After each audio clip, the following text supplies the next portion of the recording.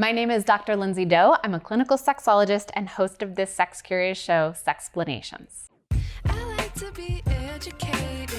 Since the beginning of Sexplanations, I've had a series called Ask Lindsey in which I answer audience questions. I do the best to respond with care, sometimes being playful, sometimes being stern and with discipline. My goal is to educate and inspire people to stay curious because I don't have all the answers or even the answer. Sexuality is dynamic and lifelong. I'm human and limited by my own knowledge and experiences. Okay, so all that said, you know what my thinking is and my intent. I'm going to share with you a message sent to me and give you all the opportunity to respond, to show what you've learned, relate with your experiences, or just listen and stay curious. Keep in mind, I receive a lot of messages like this one. Many of them I don't answer because I don't have the capacity. There is no shame in anyone asking or taking the time to detail their position. Try to remember, there are far too few outlets for sexual information and conversations, so we do the best we can. To the message. Dear Dr. Doe, I have a set of interrelated problems that I'd like to discuss. For starters, a short background. I'm a short guy, 26 years old, socially awkward, high-functioning Asperger's. And yes, I'm still a virgin. And I've also been looking for intimacy with women, including as a boyfriend, for 10 years. Throughout my life, I've been attracted to women. I may try to hide my sexuality for the sake of professionalism and respect, but it may often arise in ways that I fear will make women uncomfortable. For example, in shaking a young woman's hand, I might shake a little. There is something about a lady's hand combining with her gaze into my eyes that energizes me and soothes me at the same time.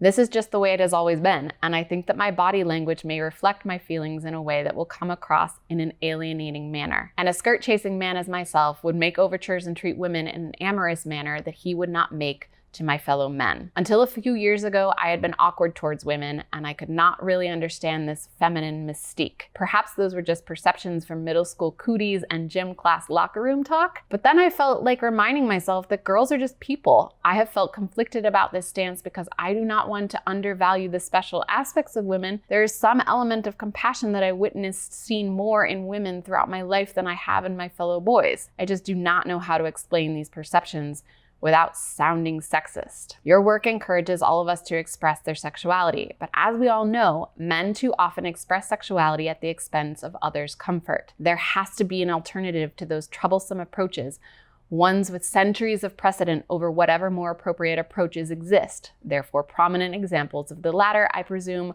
are few and far between. I've always wanted to interact with women the right way, having seen far too many of my male peers do it the wrong, off-putting way. Maybe it is paranoia or unnecessary self-deprecation, I do not know, but I have felt less sure than ever that I am doing it right, especially in the Me Too era. It feels like walking a tightrope. If I lean towards the aggressive side, I will alienate women in a manner that I have criticized many times.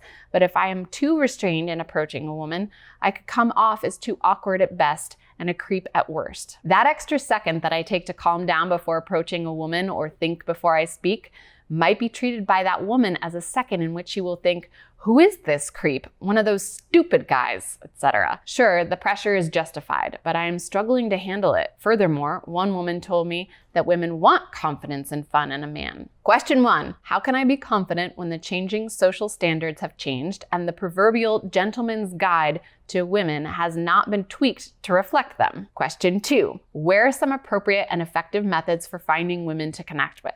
I have a video about that. Question 3, is my goal one to be pursued actively? Should I even approach women or should I wait for them to approach me? I fantasize of the day where a woman would show me how to please her and to be honest about it. Then again, I would also get nervous because I've heard of so many stories of guys approaching ladies the wrong way. I try to be a good old-fashioned gentleman, but I feel like I can creep women out even when I hesitate in nervousness. Yes, I feel like one false move can ruin the relationship. It would be like hearing a piano performance with the wrong note played, except that a woman's well-being would be jeopardized.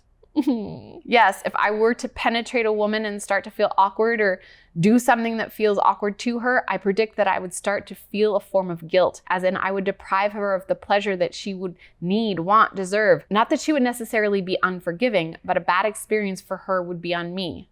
That kind of nervousness. As I understand, these are most sensitive parts, most sensitive experiences that we are discussing here. I thought that through my growing up in a pornified culture, There are steps that I had to take as a man that I hadn't felt comfortable with. This includes me making advances myself, while I'd feel more comfortable if a young lady made the first move. Similarly, I thought that practicing sex would be a process like practicing piano, but you can't do it without, well, doing it. Or visiting a brothel in Nevada, which I don't quite have the resources to do yet. Or am I just trying to think too logically as my brain tends to work? Question 4. How do I admit to a woman my fears when the moment comes?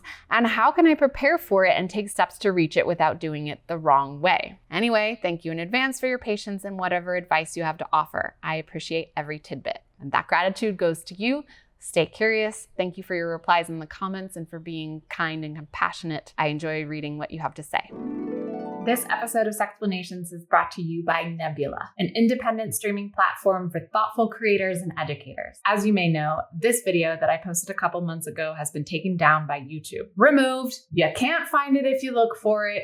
It's gone. Thankfully, there's a place you can watch Sexplanations videos that YouTube doesn't like. Nebula! Nebula is a safe, fair place where voices like mine and topics like sex aren't censored, shadow banned, challenged, restricted, or otherwise discriminated against. I can breathe and know that when I upload onto Nebula, our efforts to make something smart and helpful have a place in this world, like the channel Polyphonic. Thousands of hours have been put in by Noah, the creator of Polyphonic, to deep dive into music, artists, history, equipment, what makes the perfect album cover, and like Sexplanations, Polyphonic uploads to Nebula without worrying. In this case, that having music in videos about music will be a strike against him and a potential loss of his channel altogether. Nebula is a great place to discover other video creators and podcasters who are making innovative and thoughtful content. It's ad-free, you get early video releases, and you get access to exclusive content like Nebula Originals. Nebula Originals are super cool because they're beautifully crafted shows that you won't find on any other streaming platform, from the brilliant minds of trusted content creators who are elevating the standards of online media. This includes Tom Scott talking about money, real engineering on the logistics of D-Day, and Anita Sarkeesian's That Time When. Joining Nebula helps support us and so many others in doing what we love. I'm really grateful to Nebula and those of you who already connect with us there. For those of you who want in on this sex ed life raft, you can go to nebula.tv/sexplanations or use the link below. You'll get 40% off annual plans, which is less than $3 a month, and a portion of your subscription will go towards supporting Sexplanations. Stay curious. Indeed, I went to a liberal arts.